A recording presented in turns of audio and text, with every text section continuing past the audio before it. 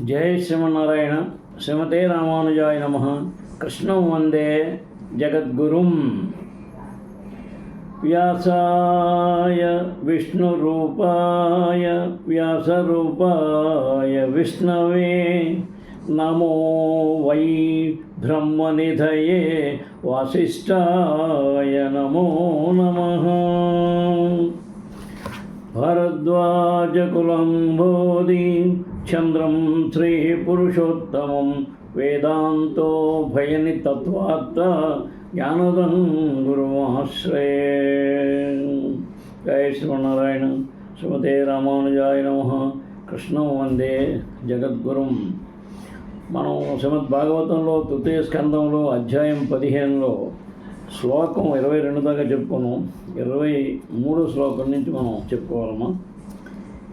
యన్న వ్రజంచగభిదో రచనానువాదా శృణ్వంతేన్య విషయాః కుకదా మతిగ్నేః యాస్తు శ్రుతాః హతభగైర్నభిరప్తస్వరా స్తాం క్షిపంచ చరణేషు తమస్సు హస్తాం.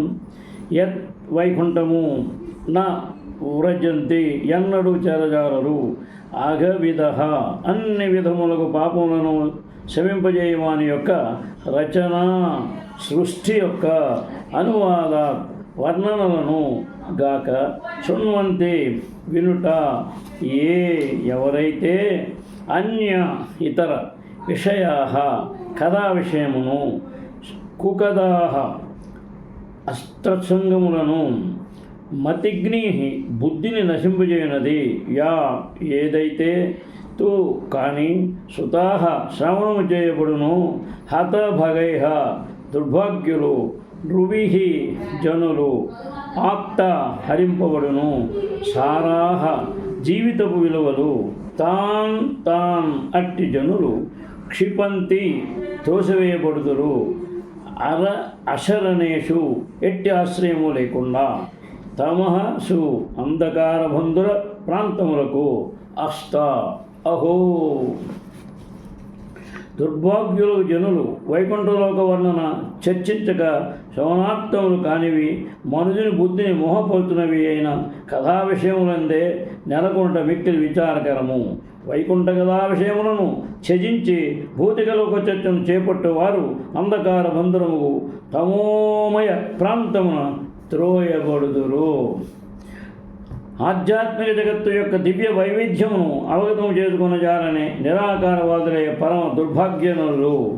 వైవిధ్యమున్నది తప్పక భౌతికమై తీరునని తలచడి కారణమున వైకుంఠలోకముల సౌందర్యమును గూర్చి పలుకుటకు వారు వెరగు చెందుదురు. ఆధ్యాత్మిక జగము పూర్తిగా శూన్యమనియే అనగా అచ్చట వైవిధ్యము లేదనియే అట్టి వికారవాదులు తలతురు. నిరాకారవాదులు తలతురు. ఈ స్వభావమే ఇచ్చట కుగదా మతిగ్ని కుక్కలచే బుద్ధి మోహగ్రస్తముగుట అని వర్ణింపబడినది. శూన్యవాదము ఆధ్యాత్మిక జగపు నిరాకార స్థితివాదమునని మనుషుని బుద్ధిని భ్రమింపజేయను కనుక ఇచ్చట అవి నిరసింపబడుతున్నవి. నిరాకారవాది అయిన వాడు శూన్యవాది అయిన వాడు వైవిధ్యపూర్ణముగు ఈ భౌతిక జగత్తును గూర్చి ఆలోచింపగలరు కానీ ఆధ్యాత్మిక జగమందుల వైవిధ్యముని ఎందులకు ఊహింపజాలకున్నారు?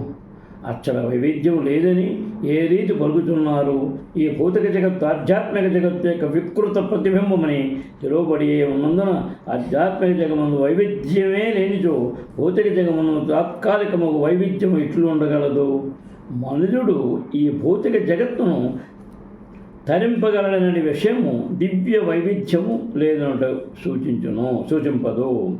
ఆధ్యాత్మిక ఆకాశము మరియు వైకుంఠలోకముల నిజ ఆధ్యాత్మిక స్వభావం చర్చించి అవగతం చేసుకొని యత్నించు వారలు అదృష్ట భాగులని శ్రీమద్భాగవతము ఈ శ్లోకమున ప్రత్యేకముగా నొక్కి చెప్పబడినది. వైకుంఠలోకములందు వైవిధ్యము భగవాను దివ్యలీలా సంబంధమును వర్ణితమైనది.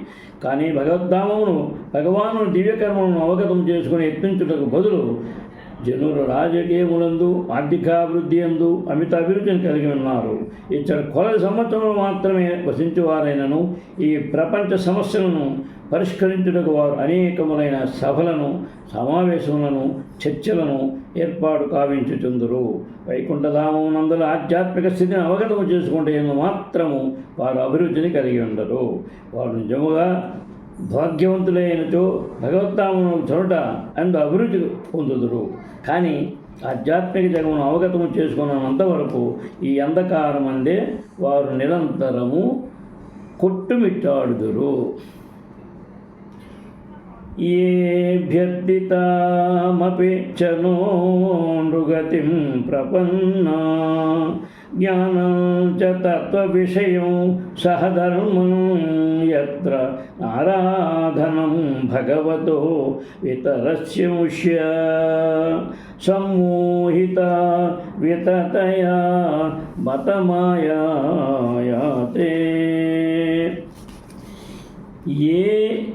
ఏ మానవులైతే అభ్యర్థితాం వాంఛనీయము అపి నిక్కముగా చ మరియు నహ మనచే కూడా బ్రహ్మాది దేవతలు సుగతిం మానవ జన్మ ప్రపన్నా పొందుటకు జ్ఞానము చ మరియు తత్వ విషయం పరతత్వము కూర్చిన విషయము ధర్మములతో పాటుగా ఎచ్చటైతే నా ఆరాధనం అర్చింపక భగవాను యొక్క వితరంతి నిర్వహింతురు అముష్య దేవదేవుని యొక్క మోహితులై వితతయ సర్వవ్యాపి బత అహో మాయాశక్తి ప్రభావముచే తే వారు. బ్రహ్మదేవుడు పలికెను, ఓ దేవతలారా, మానవ జన్మము ఎంతటి మాత్రమైనదనగా మనము కూడా అట్టి జీవనమును అభిలషింతుము. ఏలైనా మానవ జన్మయందు ఎవడైనను పూర్ణముగు ధర్మమును జ్ఞానమును బడయగలడు. ఎవడేని ఆ మానవ జన్మయందు దేవదేవుని అతని ధామమును అవగతము చేసుకొనడో అతడు మిగుల మాయాప్రభావితుడైనాడనియే అవగతము చేసుకొనవలెను. పూర్ణ పురుషోత్తముడుకు భగవానుని యందు మరియు అతని దివ్యధామము వైకుంఠమునందు అభిరుచిని కనబరిచిన మానవుని పరిస్థితిని బ్రహ్మదేవుడు తీవ్రముగా నిందించుతున్నాడు. మానవ జన్మమైనది బ్రహ్మచేతను వాంఛనీయమైనది. బ్రహ్మాది దేవతలు మానవుల కన్నను పరమోత్మముకు భౌతిక దేహములను కలిగి ఉందరు. అయినప్పటికీ బ్రహ్మదేవునితో సహా దేవతలందరూ మానవ జన్మను పొందవలనయే కోరుతురు. ఆధ్యాత్మిక జ్ఞానమును, ధార్మిక పూర్ణతను సాధించుటకై జీవునికి అది ప్రత్యేకముగా ఉద్దేశింపబడియే అందులో కారణము. భగవద్ధామమునకై కూడా ఒకే జన్మలో సాధ్యము కాకపోవచ్చును. కానీ మానవ జన్మయందు మాత్రము జీవుడు జీవిత గమ్యమును ఎరిగి కృష్ణ భక్తి భావమును ఆరంభింపవలెను. భవసాగర తరణానికి మానవ జన్మ అత్యంత యోగ్యముకు నావయ్యినందున అది గొప్ప వరదానమని తెలుపబడినది. ఆధ్యాత్మిక గురువు ఆ నావికునిగా పరిగణింపబడును. ఇక భవసాగరముపై పయనించుటకు శాస్త్ర సమాచారమే అనుకూలమైన పవనము. మానవ జన్మయందలి ఈ సౌకర్యములు లాభమును పడయనివాడు ఆత్మహత్యను చేసుకుంటున్నాడనవచ్చును. అనగా మానవ జన్మయందు కృష్ణ భక్తి భావనను ఆరంభించుకునేవాడు మాయా ప్రభావమునకే తన జీవితమును కోల్పోవును. అట్టి మానవుని పరిస్థితి చేత బ్రహ్మదేవుడు విచారమును వెలిబుచ్చుచున్నారు. యక్షవ్రజంచ నిమిషామృషభానువృత్య భూరేయమాహ్యపరిణః సృహాణీయశీలాః భర్తుర్మిధస్సు యశస కథనానురాగ వైక్లవ్య బాష్పకలయా పులకీకృతాంగాః. యత్ వైకుంఠము చ మరియు వ్రజంతి ఏగుదురు అనిమిషాం దేవతల యొక్క వృషభ ప్రధానుడు అనువృత్య అనుసరించుచు దూరముగా నిలిపి యమా యమో యమాహ విచిక్త ధర్మములు, హి నిక్కముగా, ఉపరి పైనున్న, నహ మాకు, సృహనీయ వాంఛితము, శైలాహ శుభలక్షణములు, భక్తు భగవానుని, మితః ఒకరినొకరు, సుయసభ మహిమలు, కథన చర్చలు ప్రవచనములు, అనురాగము, వైక్లవ్య పారవస్యము, బాష్పకలయ కనులయందు బాష్పములు, పులకితముగు అంగాహ దేహములు. భగవన్మహిమల శ్రవణముచే ఏ మానవుల దేహ లక్షణములు పారవస్యమును మార్పు చెందునో, మరియు దాని వలన ఎవరు బరువుగా శ్వాసించుచు చెమర్చుదురో అట్టివారు ధ్యానతపాది కార్యములను ఉపేక్షించినను వైకుంఠమునకు పోవుదురు.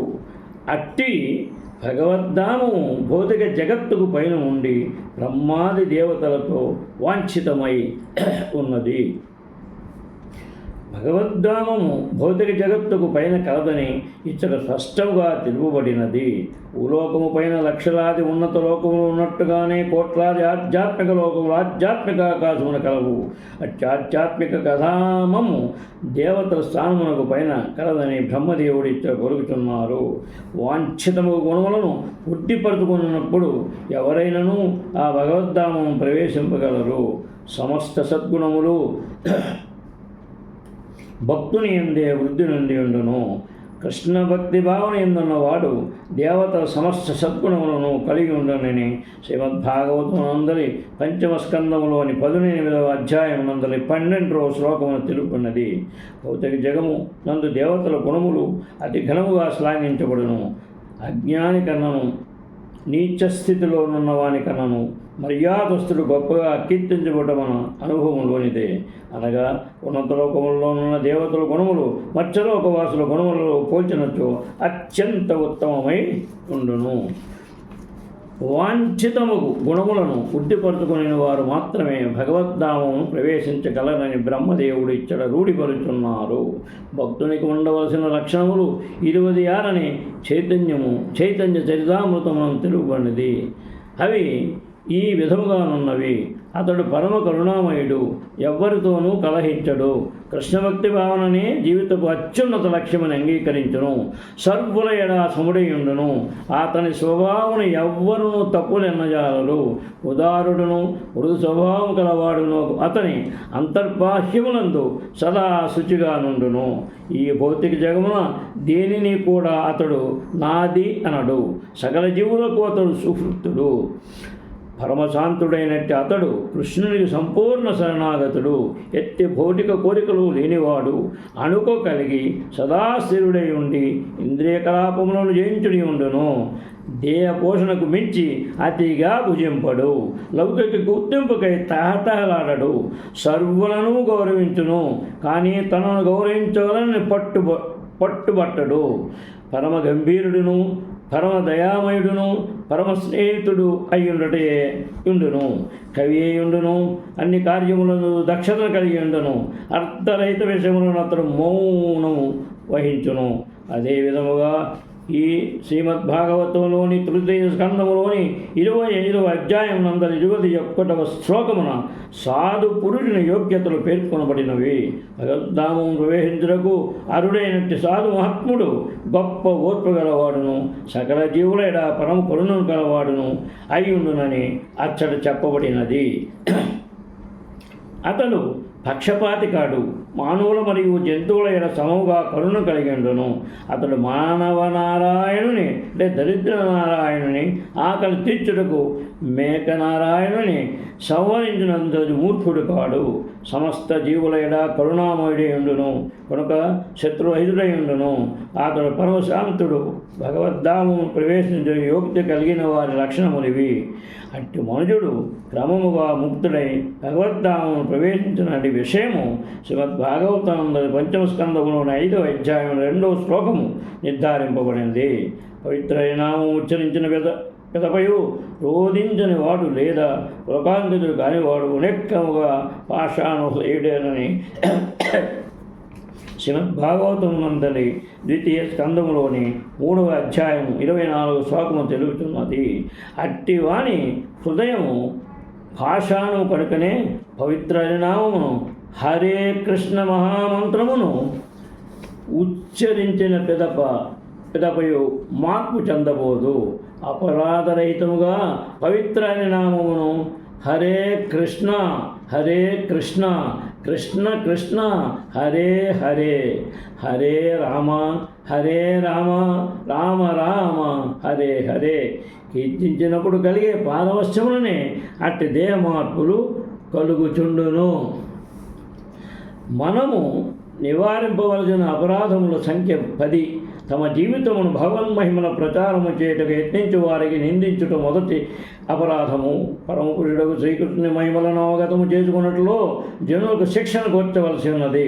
కనుక భగవన్మహిమలను ప్రచారము కావించు భక్తులను ఏనాడును నిందింపరాదు. అది ఘోర అపరాధము.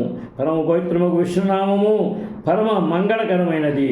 ఆ దేవదేవుని లీలలు సైతము పవిత్రనామము అభిన్నము. హరే కృష్ణ మహామంత్రము లేదా కాళీనామము లేదా గుతుకానామము లేదా శివనామము అన్నీ ఒకటే అనునే దేనినైనను మనుషులు జపించినండి మూర్ఖ జనుల ఎక్కువ మంది కలరు. దేవదేవుని పవిత్రనామం మరియు ఇతర దేవతల నామకర్మాదులు ఒకే స్థాయిలో ఉన్నటువని ఎవరైనా తలచినచో లేదా పవిత్ర విష్ణునామం లౌకిక శబ్దమని భావించినచో అది అపరాధమే. భగవన్మహిమలను ప్రచారము కావించు గురువును సాధారణ మానవుడైన తలచడం మూడవ అపరాధము. వేదవాత్మయము పురాణము లేదా ఇతర దివ్య శాస్త్రములు సాధారణ జ్ఞానగ్రంథములను భావించుట 4వ అపరాధము. భగవన్నామమును భక్తులు కృత్రిముగా ప్రాధాన్యమును చకిరని తలచుట 5వ అపరాధము. కానీ నిజమేమనగా శ్రీకృష్ణ భగవానుడు తన నామమునకు అభిన్నుడు కనుకనే అత్యున్నతాధ్యాత్మికానుభవముగా పవిత్ర నామముని యోగునకు ఉపదేశించినట్లుగా హరే కృష్ణ హరే కృష్ణ కృష్ణ కృష్ణ హరే హరే హరే రామ రామ రామ హరే హరే కీర్తించుటయే పవిత్ర నామములు ఏదేవనక వ్యాఖ్యానము వసకుట 6వ అపరాధము. నామబలముపై జీవనమును గడుపుట ఈ 7వ అపరాధము.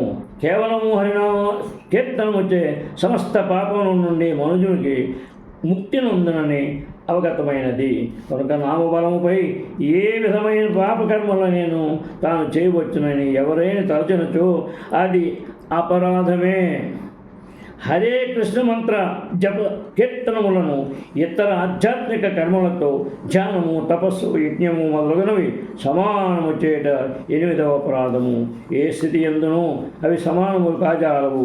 ఆసక్తి లేని వారి ఎదురు పవిత్రనామం యొక్క ప్రాముఖ్యతను ప్రత్యేకించుకుని ఆడుట 9వ అపరాధము. ఆధ్యాత్మిక జీవనమును గడుపుతూనే ఏదియో పొందవలని విద్యాభావనకు ఆసక్తులుట లేదా దేవుని ఆత్మగా భావించుట 10వ అపరాధము. ఈ దశవిధ అపరాధముల నుండి విడివడి ఉండి పవిత్ర నామమును కీర్తించువాడు పులకాశ్రువు అని పిలువబడు పారవశ్య స్థితిని పడయను. పులక అనగా ఆనంద చిన్నములని భావము, అశ్రువు అనగా కన్నీరు అని భావము. పవిత్ర నామమును అపరాధరహితముగా కీర్తించిన వారి యందు పులకాశ్రువులు గోచరించవలసినదే. భగవన్మహిమలను కీర్తించుటచే పులకాశ్రువులు కలిగిన వారు భగవద్ధామమును ప్రవేశించుటకు అర్హులని శ్లోకము తెలుపబడినది.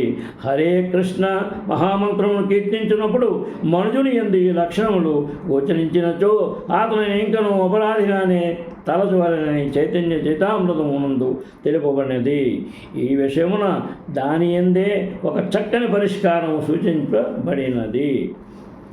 అది ఆశ్రయించి ఏమనగా ఎవరైనా ఆశ్రయించి పవిత్ర నామము హరే కృష్ణ మంత్రము కీర్తించినచో సమస్త అపరాధము నుండి ముక్తులు కాగలడు. ఈ విషయము ఆది లీల యందరి 8వ అధ్యాయములోని 31వ శ్లోకము తెలుపబడినది. జయ శ్రీమన్నారాయణ. శ్రీమతే రామానుజాయ నమః. కృష్ణం వందే జగద్గురుం.